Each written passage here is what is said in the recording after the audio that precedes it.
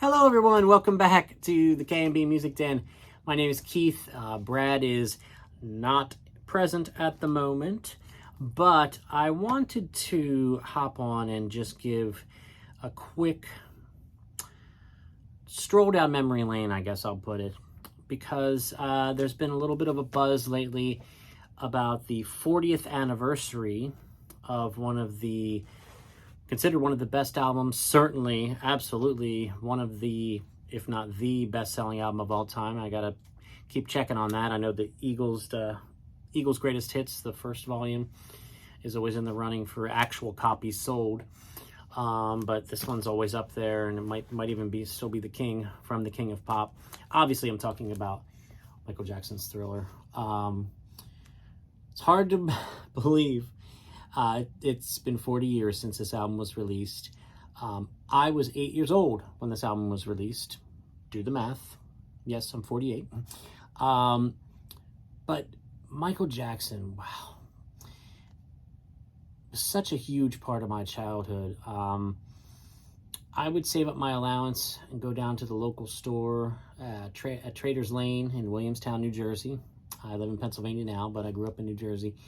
And I would save up my money from chores, and I would buy, buttons and the replica jacket from the Beat It video and posters and stickers. Michael was all the rage. And the thing was, it didn't really necessarily matter what type of music that you typically listen to. He was like his own genre. Obviously, when you come down to it, you would call it pop music. But, there were people that had, Iron Maiden albums and, any kind of album you can think of from the early 80s. And most of them, whether they admitted it or not, or would show you when you came over to their house, everyone had this album. Everyone had this album. And rightfully so. It's a drop-dead classic masterpiece. Oddly enough, it's not my favorite Michael Jackson album, and I'm a big Michael Jackson fan. This was so revolutionary. As an aside, my favorite Michael Jackson album is actually Dangerous. But this is, 9 songs on this album, and 7 of them were top 10 hits. If I have that right, I think I do. This kind of thing just doesn't happen anymore. Well, everything's so completely different with the music industry, but this was so revolutionary. Obviously, when he did the moonwalk on the Motown 25 special was a huge moment in television history. Did you see that guy slide across the floor? How did he do that? He looked like he was like floating on air. Trust me, when I was a kid, I still do it now and again once in a while at my age, I worked on my Michael moves. I worked on my moonwalk. I got it go pretty good actually there for a while when I was younger. I could do a half decent moonwalk. But it just, wow. Such a landmark album. And again, it was like he defied genre. And obviously with his stage presence, his dancing, he may have not invented music video, but he was MTV in the 80s. When a new Michael Jackson video was coming out, it was a global event. I remember when the Bad video premiered. I know this is Thriller, but when the Bad video off the next album premiered, it was aired on like several major networks at the same time. You were waiting till 8 o'clock to see the full-length version of Bad for the first time, and it was just like, wow, everybody was talking about it the next day. Everything this guy did in the 80s was just like, everyone was watching, and like, we've never seen anything like this before. Such a phenomenon. The instrumentation, the production from Quincy Jones, obviously his unbelievable, almost like not even from this planet voice and dancing was just at a whole nother level. I always remembered looking at this as a kid too. just so cool. Just brings back so many memories for me. And there's a quote from, I will give credit to Mimi O'Connor. This is a book I've had for a long time. It's the 100 Greatest Albums, put out by VH1. So I've always thought this is the best quote about Thriller and its impact that I could have never come up with myself. So I always give credit to Mimi O'Connor and quote this. So I'm going to do it on this video, of course, too. She says in her review of the Thriller album in this book, she says, "Let's just get this out of the way. Thriller is the best-selling record of all time.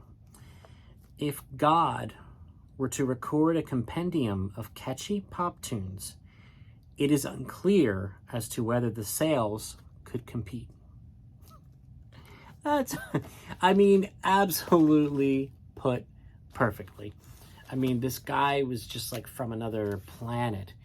I mean, we all know he grew up with the Jackson 5 and his brothers, and oh, cute little Michael, what a great voice, and he can dance, isn't that cute? And then when he broke out of that, you know, with his brothers, I mean, the Jacksons, and the Victory album by the Jacksons, which is out right after this, I'm pretty sure it was between Thriller and Bad, Jacksons released Victory, which is a great album. But he had just eclipsed everyone, all of his brothers by then. He was just like his own thing. So influential, so groundbreaking. Yeah, I mean, like I said, it didn't really matter what genre of music that you gravitated towards. When this came out, it was just like, actually heard people would say it was like a quote. I don't know where I'm getting it from. But I remember everybody saying that back in the day, when this album was out in the early 80s, it was still very popular into the mid 80s. They said in America, every home had, you could be sure that every home had two things: a Bible and this album. It's just, it can't be overstated. It can't be overstated, the impact. Yeah, it was just something that just took over pop culture. It wasn't just the music. Like I said, it was the dancing. It was the, you know, this is a man that could walk out onto a stage in a stadium filled with, you know, 100,000 people and just strike a pose and people would faint. I mean, it's just, it's kind of like one of those things, you had to be there. Although, I mean, there's plenty of footage you could pull up if you weren't there, if you're younger. But growing up, you know, the 80s in general, I always say it was so great to grow up in the 80s because there was so much great music. The top 40 music in the 80s, the pop stars of the 80s were like genuine talents, which I don't think you can say a lot for a lot of the top 40 music of today, in my opinion. It's just my opinion. Maybe I'm old and grumpy and out of touch. But yeah, this, I had to jump on and just do a quick video about this album because it's the 40th anniversary of the mighty Thriller album. I didn't look into too much about what they're releasing a 40th anniversary edition. I don't know if there's going to be extra songs. There's obviously been versions that have been released of Thriller since it came out that have some extra songs. I know there was a song called Carnival that didn't make it onto the album that was recorded around that time. And I have the, on CD, I have a deluxe, you know, I think it was the 25th anniversary, so let me check. I know it's right here. Oh, there it is, right on the end. Special edition, this says, special edition. So I know it has some interviews with Quincy Jones. It has a couple of tracks that didn't make the album. And some like a home demo of him working on Billie Jean. I know Carousel was a song that I remember that didn't make the album. But, and there's extended audio of the voiceover from Vincent Price for the song Thriller, where you can hear him just doing the laughs and just saying other stuff that didn't make it onto the album cut. It's just kind of interesting to hear. But there it is, Michael Jackson's Thriller. Such a gigantic part of my childhood. yeah, when Michael Jackson passed away many years ago now, yeah, I was really, really devastated. Actually, I had several of my closer friends reach out to me when they heard the news, and all they said to me was, "Are you okay?"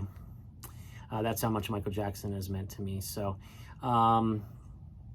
if you're not, it seems crazy to say that anyone that could be watching this video is not familiar with this album. But you know what? It's been a while since I've listened to it all the way through, just because I've been listening to so much of the new albums that are coming out to review with Brad for the channel and stuff. But you know, you think about the fact that it's the anniversary, and it just kind of puts you in that place again. At least it does for me. So lots of memories tied to this from my childhood. So yeah, definitely by the time this year is up, 2022, for the anniversary, I'm gonna throw this on and spin it from top to bottom and just relive all those great memories again. So hopefully you've enjoyed this stroll down memory lane with me for Michael Jackson's Thriller album, an absolute stone cold classic, a game changer. And there's a reason why it's the best-selling album of all time. It's a unicorn in such a beautiful way. So I am Keith from the K&B Music Den. Thanks for indulging me on this one, and let me know your thoughts, your memories about Michael Jackson's Thriller and what it means to you in the comments. I'd love to hear it. So as always, please like the video, share it on social media, smash the bell for notifications. You'll get notified every time we drop new content, and please subscribe to the channel. Thank you so much for taking this trip with me down memory lane, like I said, to discuss and relive the phenomenon that was Thriller by Michael Jackson, 40th anniversary. Take care, folks. I'll see you soon. Thanks.